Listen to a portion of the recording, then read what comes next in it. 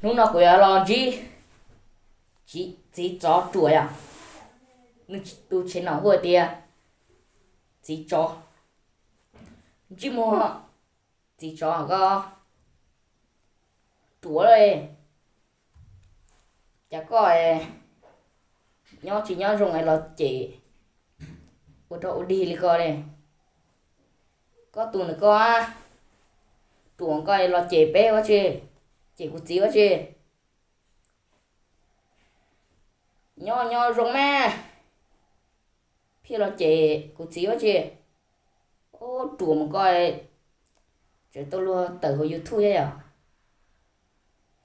tuồng có chơi ở đấy nó quá ha có à chỉ tôi luôn tự YouTube lên cho của tuồng coi ôi YouTube chứ lo xí chơi nè nhỏ nhỏ rong à lo xí chơi chứ cú giờ phong như chơi rong tụt tụt à có chị của chị mót thôi à lúc nào cú giờ lo chị con à chứ một chuột nữa co nhỏ nhỏ rong à phía chị tụ tụ nó có dạy con nè có tụi con nè luôn vì chơi cá rồi để có ở bài dạy có nè lúc bia có trong có tụi con nè chỉ nhau để có ở bài trong có nè giờ trong con nè chỉ nhau có ở bài trong có bò à liềm có từ từ khá từ rồi YouTube chứ à giờ cú giờ con chơi đồ rụng đũa hả có trong có bao chỉ đúng nhau chỉ có ở giờ bài trong bộ chó nào bây giờ có trong bộ chó chỉ đúng nhau chị có ở giờ bài trong bộ ban trong nào bây giờ đó có luôn về hồi YouTube hồi thì chỉ chó nó là chỗ có trong bộ chó bao trong bộ chó chỉ đúng nhau chỉ hơi giờ bài trong bộ ban trong ô tụi chỉ chó nữa con à ô chá có trong bộ ban trong chỉ trong nhỏ chị chứ có ở bài trong của nhu à liềm qua của giờ con chơi tua rụng đùa hả sự tua rụng đùa hả giờ của ô của chỉ cá tới YouTube liền giờ của chùa lo chùa chỉ khá suy trên đâu biết cho nó hết chủ một coi giờ có trong bộ có trong bộ nhiều chỉ dùng nhỏ chị có phải trong bộ nhiều nào bây giờ ok có bộ nhiều nha bộ tử à chỉ dùng nhỏ một con lóc câu à chứ có lóc câu chơi chỉ từ phèn đâu rồi nè ok nó đâu có giờ lóc câu chỉ dùng nhỏ chị có phải quá bổn sư nó bây giờ ô tài liệu cô dùng có xài tiền được có xài tiền cho có chả của tôi nữa nó thì tôi muốn dẹp vào trên à chả xài nhiều tiền nó hả những tỷ giống trái có của tôi nó tôi chỉ tông trái nè của chỉ chán trái có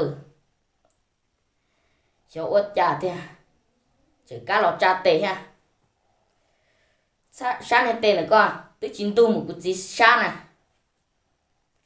chỉ cá lọt chả có ha của bác có ra muộn thổ à ôi dù chả có chữ cá lọt chả đi coi ha có tu được có ô rong nè có chữ gì của chị tiền của chị hầu dân liễu li nó hết bây giờ ô rong chả có xài tiền có đá này của tôi cho chị chả có xài tiền có chỉ một tiền đó luôn nè phía tụi con này có so ôi li coi rồng gì nè li coi xe có bà xã tua đấy giờ có xã tua chê hay cô cũng mà bắt lấy to co lấy mà chỉ thơ nè lấy nè cô chỉ mà bay cơn đông to nè chỉ thơ nè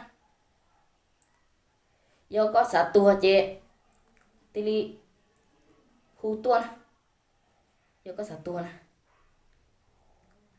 giờ có chỉ xã tua chê số hay rồng gì nè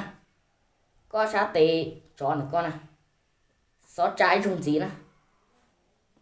cha chị thế tụi con nè chan đầu tua đấy chan đầu nè xếp bỏ xã tua nè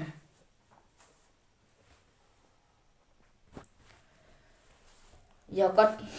đủ có chỉ xã tua chị nho rồng nè chỉnh tổ ô li có rồng gì nè ô rồng chả cụ muốn con nhà câu phải trong bó trường tông nè trong bó trường tông chê bó trường tông chữ đạo nhà câu chó li con à tôi chiến nào lo chờ hơi tia chó ya ô cụ thì ba có ra mua đi hả có tu nữa con à ôi rong chả cũng muốn con nhà câu xìa bó chê nè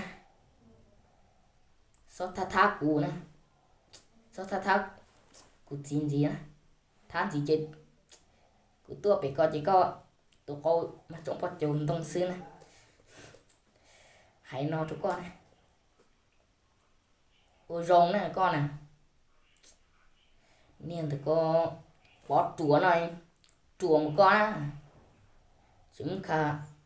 chúng cả lo chỉ nâng hiểu ôi rong mà chị cụ chỉ xem đấy à tại vì chị cũng mẹ